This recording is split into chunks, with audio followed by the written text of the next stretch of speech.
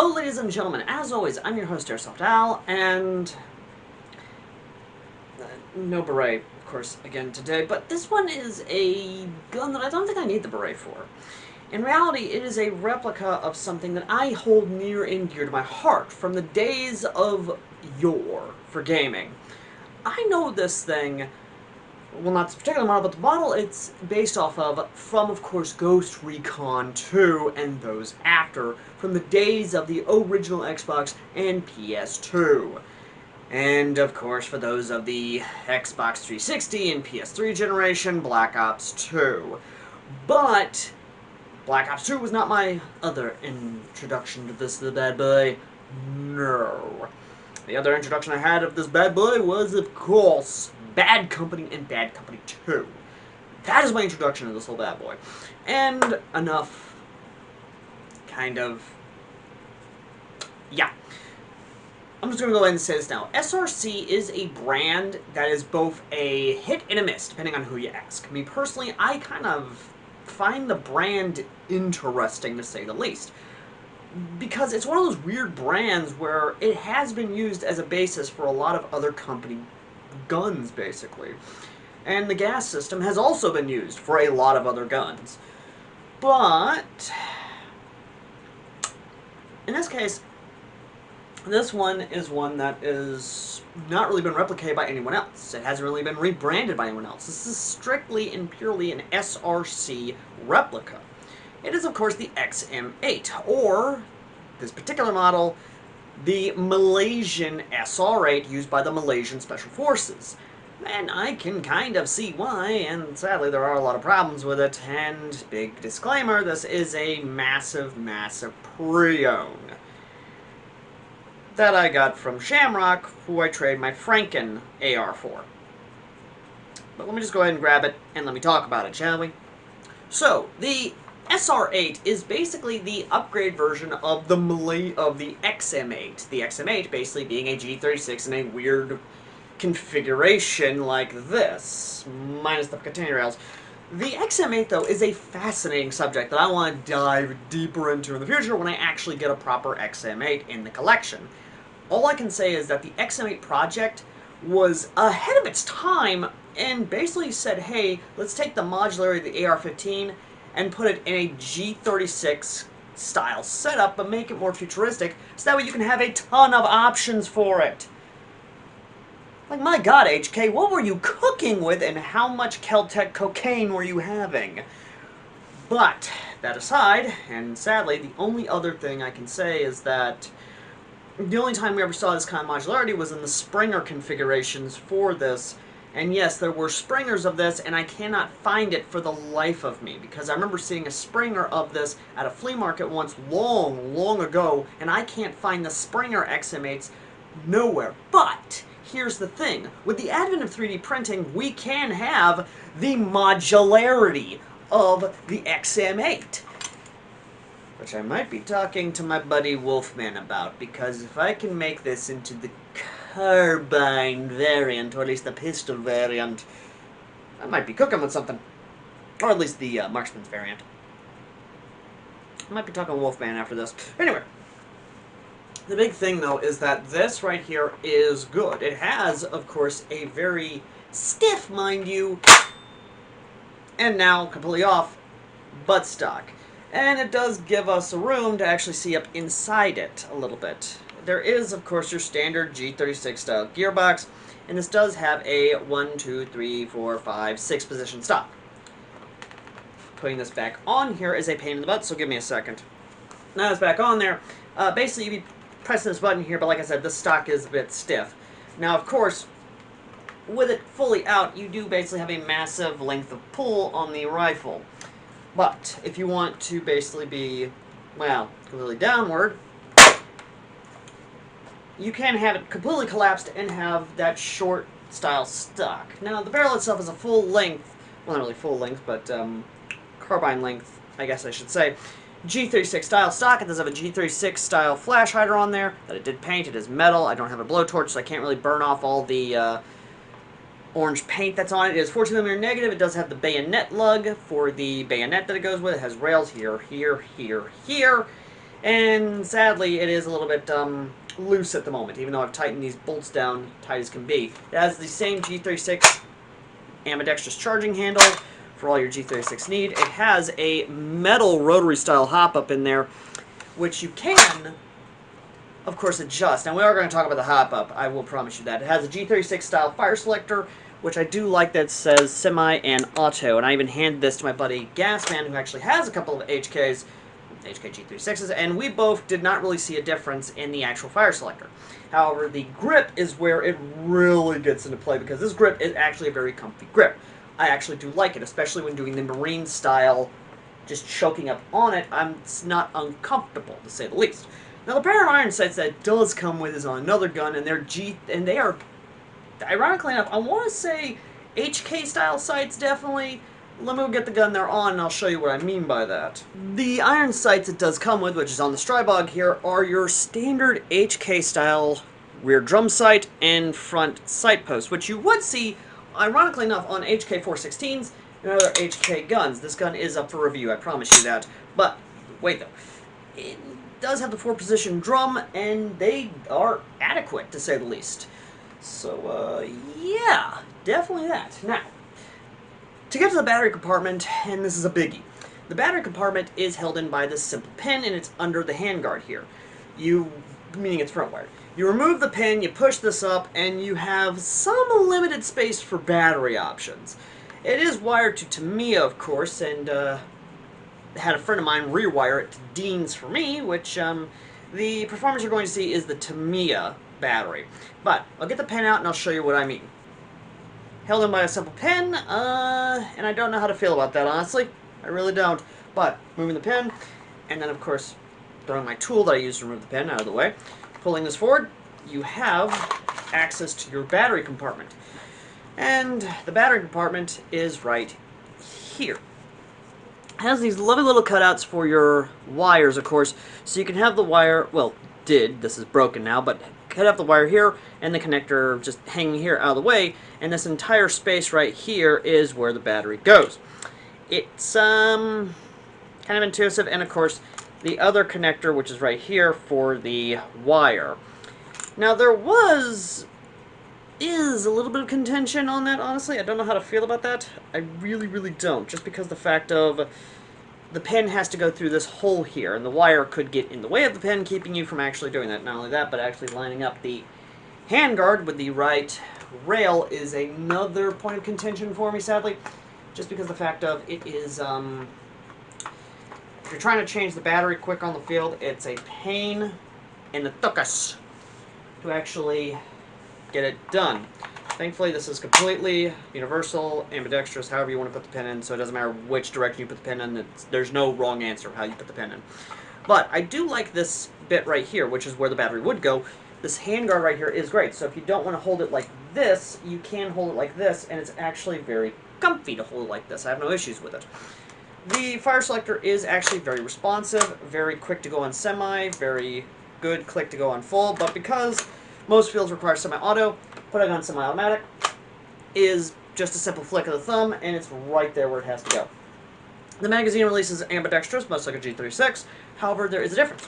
It has this extended lovely thing here, so you can, either left or right, just push down on it and grab the magazine, and then load the magazine back up.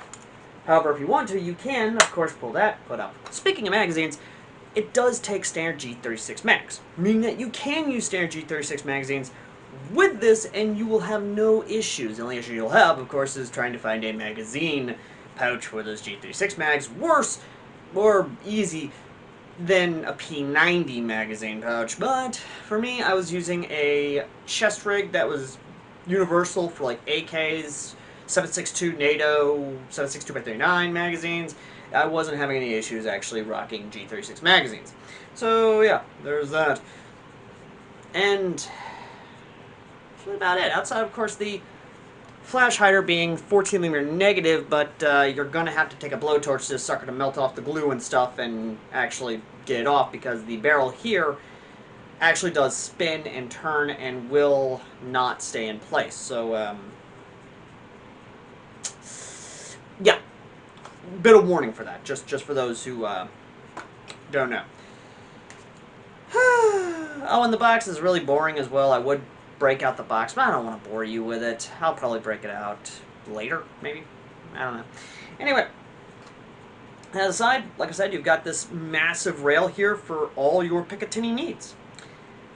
Or optics or whatever else. But, ladies and gentlemen, I've gabbed, I've talked. I'll talk about the negatives after the gameplay, which is at Sector 9 Airsoft with a good old-fashioned attack and defend. Let's see what the Ghost Recon Special can do on the field, shall we? Alright, let's do this.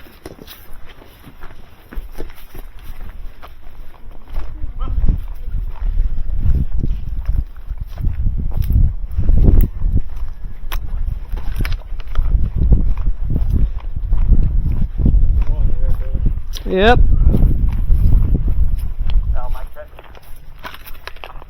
5 by 5, go ahead. I got you.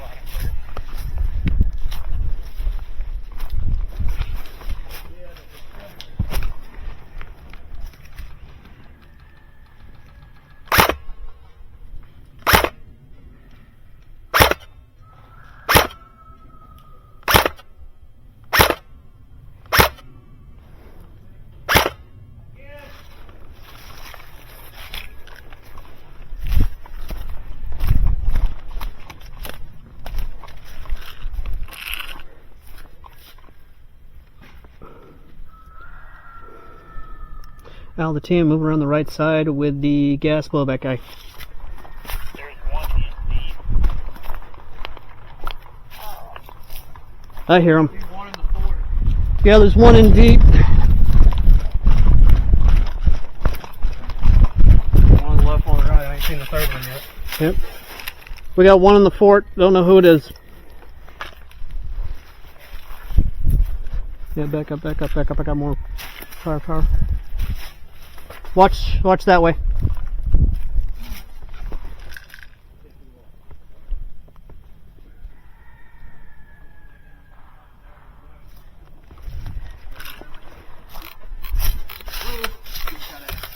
Yeah, back off, back off. Crosby is definitely in the red building.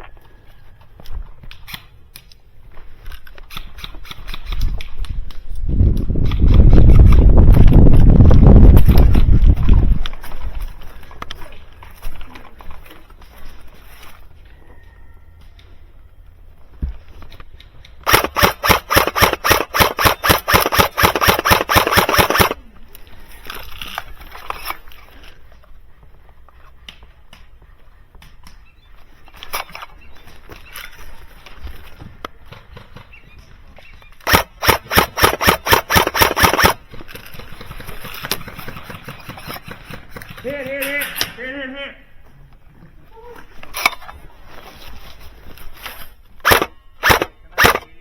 There we go.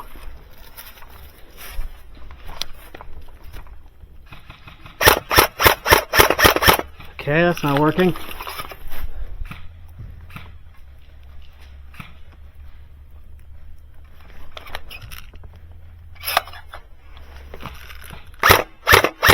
There we go.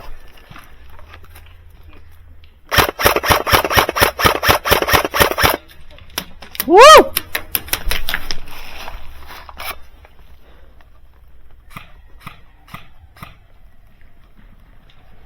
Oh.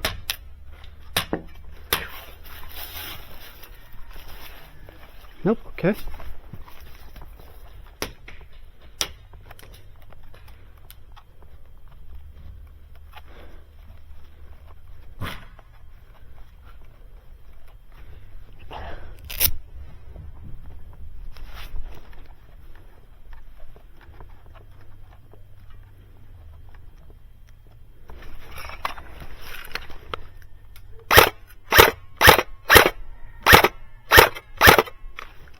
Team, we have a shooter far north field, far north side of field at the Tote Castle, at the Pink Tote Castle. Yeah, that'd be the fort. He's taking it. He was shooting at me.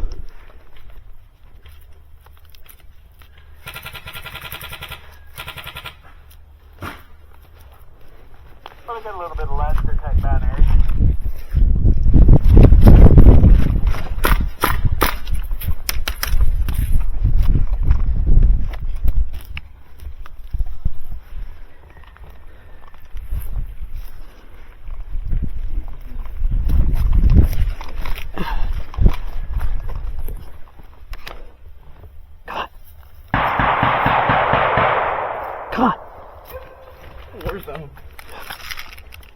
Was that Mike shooting?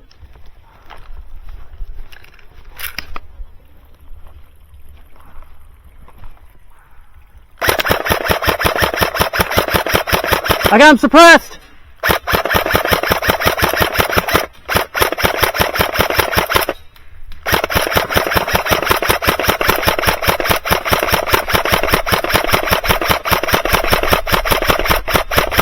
Woo!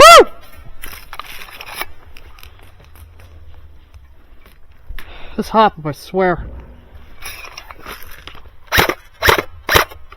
There we go.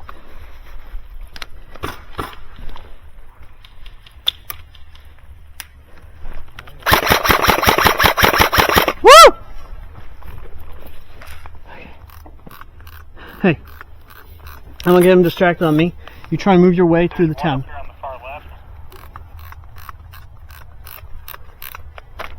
I know that's you, Shamrock in the fort! Come get some! Get some! Get some!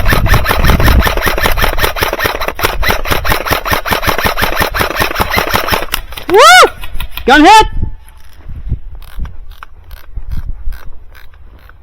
Hey, just cut through the town here, alright? Just, They're staring right at me. yeah, if you can, just... Yeah. Shit.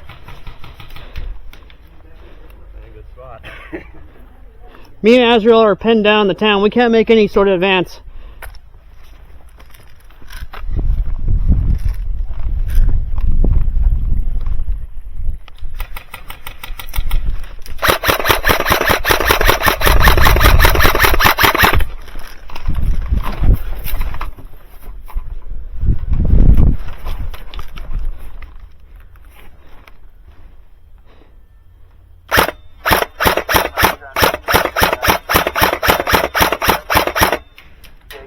Out the eastern side of the barrel of the tote castle.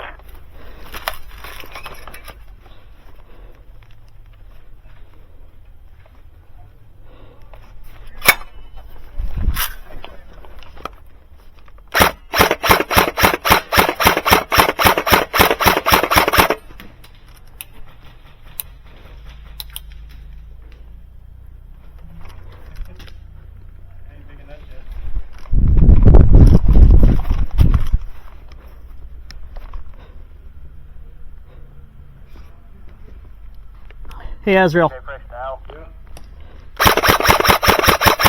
Can you make a beeline for the building right over here on my right?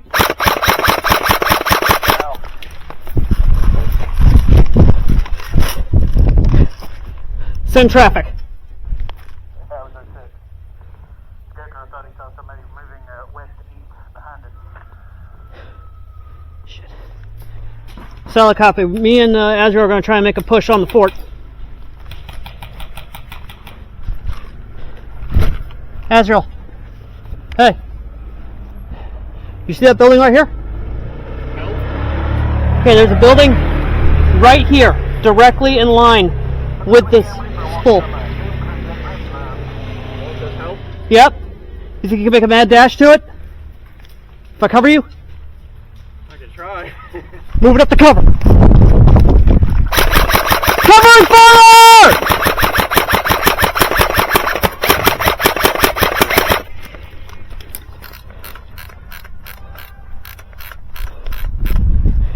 Azrael's up by the fort. J Fresh, keep that guy on you. Fresh copy.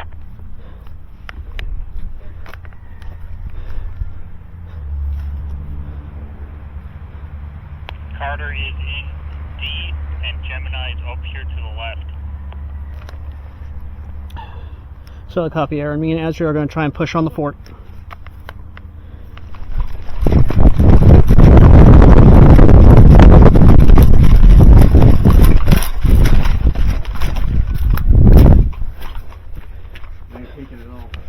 Let's push. Let's do it. We're allowed to go right in there? We're going in there. I see moving. I see moving. Moving right. Move, move, move, move.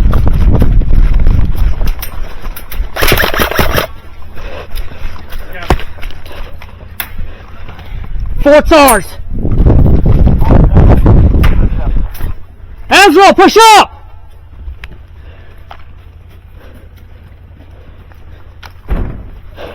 Get in here. Just one. Dude. He was watching us. Dude. Keep down, keep down, keep down. Get over here, get over here. It don't count if it goes through there, does it? Just. First off, good push. Secondly, you got more range. Get up here. Let's go. Yep. Just. Gun head! Get up in the tote. Azrael. Here, another thing. Through there?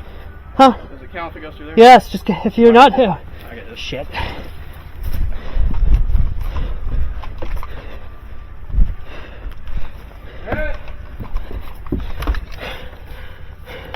Send your traffic.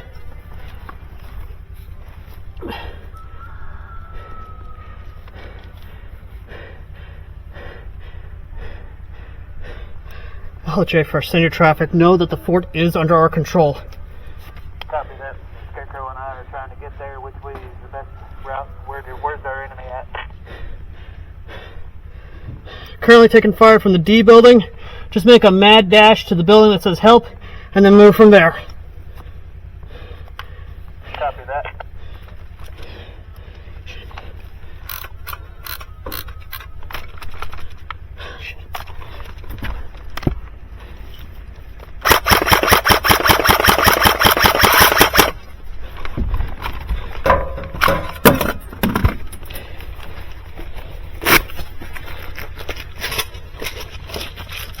Go, come on!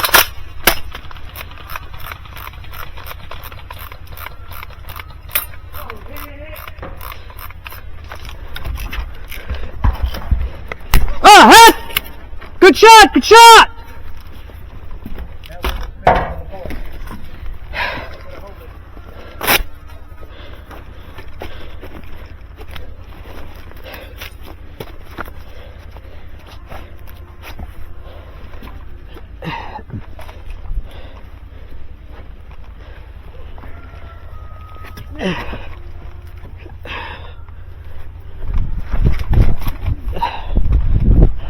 At least we did something. Amen to that.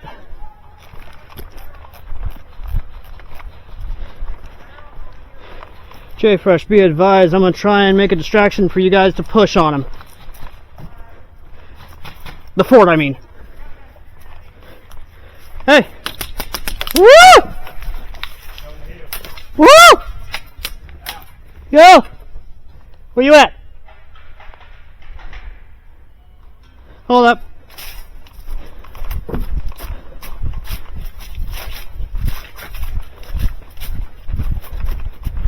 Hey! Oh, you're hit? No? Okay. If you can, try and come this way. They're in the red building, Azrael. There's one on top of the hill right there. Okay, there's one top of the hill if you want to try and go for him. Behind the dirt here. You got me right through the bush. Well, we got one in the building. The other one was in the fort till me and him smoked him out. Jay Fresh and his nephew needed help. So if you can run around that way. No, don't go straight. Don't go straight. Move around this way. Go around the back side here. And then just cross at that bridge. They got no angle on you. Game. Oh, it's game? Game over. Okay, so I haven't really talked about the price tag yet, and that is for good reason. This sucker, plus taxes, is damn near at $300. It's not cheap.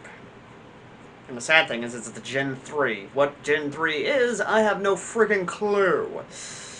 But what I will say is that while the hop-up may be an easy fix, the price tag definitely is not. And even if you wanted to get this thing on sale, you'd be going for more the classic variation of the XM8 over the Malaysian version, unless, of course, you have a Malaysian Special Forces kit that you want this on. By all means, yeah, sure, go ahead. And if you've messed with G36s before, this is basically the same from what I've been told. So swapping out the hop-up is not that hard, nor is actually swapping out the hop-up nub and the rubber, which is what I'm going to be doing to definitely fix that performance, because good sweet Jesus, this is not stock performance. Again, this is pre-owned, so yeah. If that's what the guy was getting at stock, I can understand why he wanted to trade this thing. But me, being the guy I am, I want this to basically work. I want this to be amazing. And while, yes, one could do a little bit of 3D printing and swap out the rail for the actual thing from Black Ops 2 to make it look like the Black Ops 2 gun, because let's face it, it's like 2/3 of the way there. All that's missing is this. But setting this back up to the side, that is kind of the big deal breaker for a lot of people. A lot of folks aren't going to like the price tag of this thing, and I completely understand that. I really do. Because dropping, which is essentially $300, and then more money on more magazines for this thing is not going to be good. I mean, yes, it does come with a very good, healthy 400-something high-cap magazine, and because you're running on semi-auto and not full auto, you're not going to go through a full magazine throughout a whole day of play. I know I didn't. I was able to go through maybe half a magazine, if not less, from one game. And even then, I mostly try to not send a lot of rounds downrange, but I do. However, that does affect the score a little bit. Not the magazine, the price, and the performance. And understand, I was using an 11.1 LiPo on this, so yeah, that's the performance you're getting. You're going to be getting out of this on 11.1 LiPo.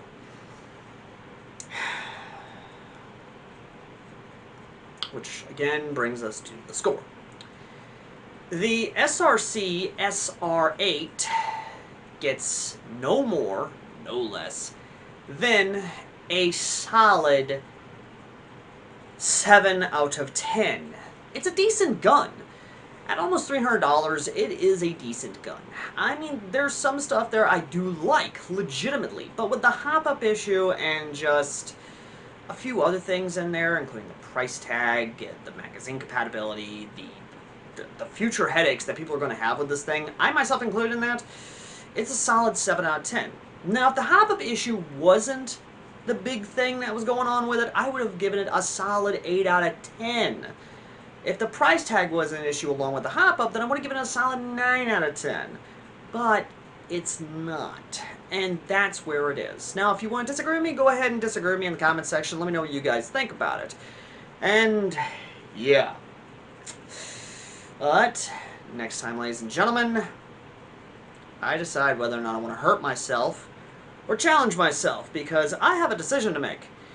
Either I can check out an SMG by Double Eagle, the Strybog that's behind me. I could give the M1 Garand a go, which is a Springer M1 Garand, or I could go for the absolute headache that is the AK or the AXM. iTrace AK by Elite Force. Haven't decided yet, but I can assure you we will be getting to it. Then again, I got a lot of pistols I haven't really messed with. I mean, I've got the HK-45 there, I've got a Smoke Wagon behind me, I've got a Hudson 9. I mean, for God's sakes, I even got a Winggun 1911 back there. I mean, hell, I even got a Novrich High Kappa I can check out. I even got an AAP-01 I can check out. I just haven't decided yet. Anyway, thank you all so much for watching. As always, I've been AirsoftAL, and I shall see all you lovely, lovely people in the next video. Till next time. Later.